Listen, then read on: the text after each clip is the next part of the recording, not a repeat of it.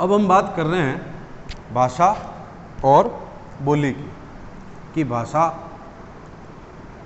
का क्षेत्र जो है वो बहुत ही व्यापक है। भाषा का क्षेत्र व्यापक और विस्तृत है, जबकि बोली का क्षेत्र जो है वो बहुत ही सीमित क्षेत्र है, बहुत ही छोटे क्षेत्र में, सीमित क्षेत्र में बोली जाएगी। भाषा का अपना व्याकरण होगा और बोली का कोई भी व्याकरण नहीं होता है। तो ये भाषा और बोली का जो है मूल रूप से ये परिवर्तन है, ये फर्क है कि भाषा का क्षेत्र बड़ा होगा, बोली का क्षेत्र जो है वो बहुत ही सीमित होगा। जैसे भाषा है हिंदी, तो पूरे देश के अंदर हिंदी बोली जाती है, देश से बाहर भी बोली जाती है। हमारे भारत के अंदर कम से कम 10 राज्यों के अंदर पूर्णतया हिंदी भाषा बोली जाती है, तो वो हिंदी भाषी क्षेत्र हुए। और बोली जैसे मारवाड़ी बोली, जैसे मेवाड़ी बोली, जैसे ढूंढाड़ी, तो इन सब का क्षेत्र जो है वो सीमित है। मारवाड़ी का मारवाड़ क्षेत्र हो गया, मेवाड़ी का मेवाड़ क्षेत्र, ढूंढाड़ी का ढूंढाड़ प्रदेश, जयपुर और उसके आसपास का क्षेत्र। तो ये सब उन सीमित क्षेत्रों में जो बोली जाएगी तो वो बोलियां। बात कर रहे हैं हम भाषा की, तो ये विस्तृत क्षेत्र में बोली जाती है। इससे पहले हमने बात की मातृभाषा की, राजभाषा की, राष्ट्रभाषा की। अब देखिए कि भाषा का क्या तात्पर्य है।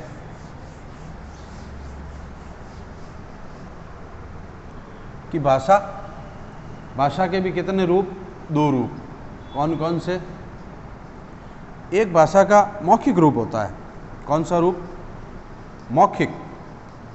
सर्वप्रथम हम भाषा को बोलते हैं, न कि लिखते हैं। दूसरा रूप होता है भाषा का, वो होता है लिखित रूप। कौन सा है? लिखित। पहला रूप मौखिक, दूसरा रूप लिखित। भाषा के ये दोनों रूप हैं। मौखिक रूप की सबसे छोटी इकाई, इसकी सबसे छोटी इकाई क्या होगी? मौखिक ध्वनि। क्या होगी? ध्वनि। जो भी ध्वनि हम बोलते हैं।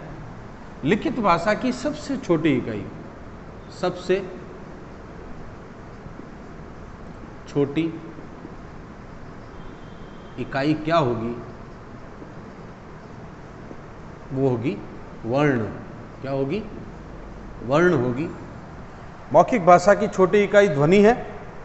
लिखित भाषा की सबसे छोटी इकाई जो है वो वर्ण है।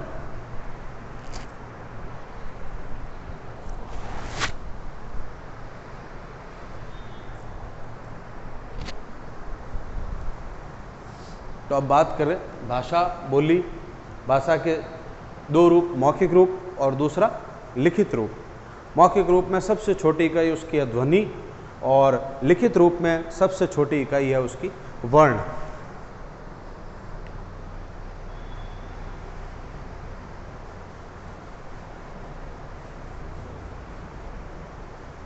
ये है वर्ण।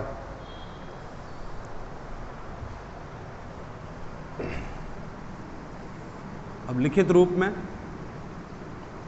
सबसे छोटी इकाई इसकी है वर्ण, और वर्ण से ही किसी भी भाषा की वर्णमाला, और जो सर्वविदित रूप रहेगा उसको हम कहते हैं मानक रूप। उसको हम कहेंगे मानक रूप या मानक वर्णमाला। बात करते हैं हम मानक रूप की, शुद्ध रूप की, और मानक वर्णमाला। ये लिखित रूप हुआ, और लिखित रूप का सबसे छोटी इकाई है वर्ण। हिंदी वर्णमाला, उन वर्णमाला के अंतर्गत स्वर और व्यंजन, स्वरों का विभाजन, व्यंजनों का विभाजन, स्वर, ह्रस्व स्वर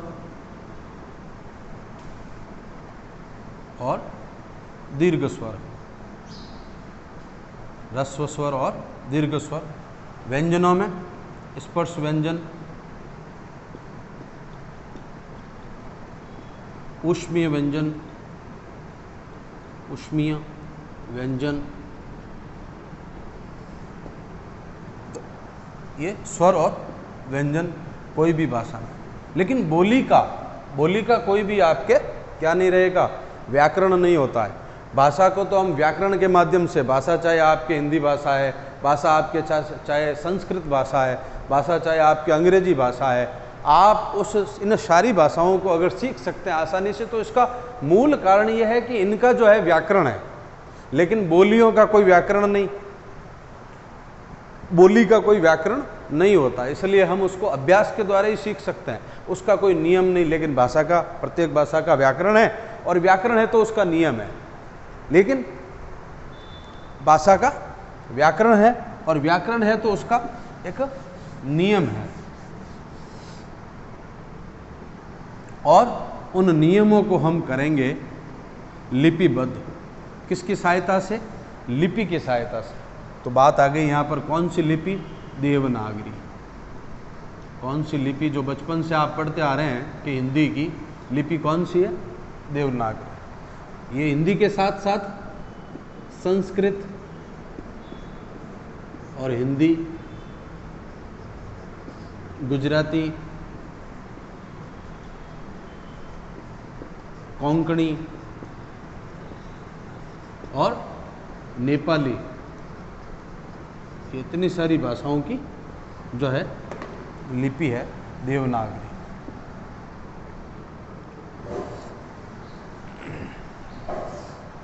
तो लिपि कौन सी है हमारी? देवनागरी। हिंदी भाषा को चाहे संस्कृत भाषा को हम लिपि के माध्यम से।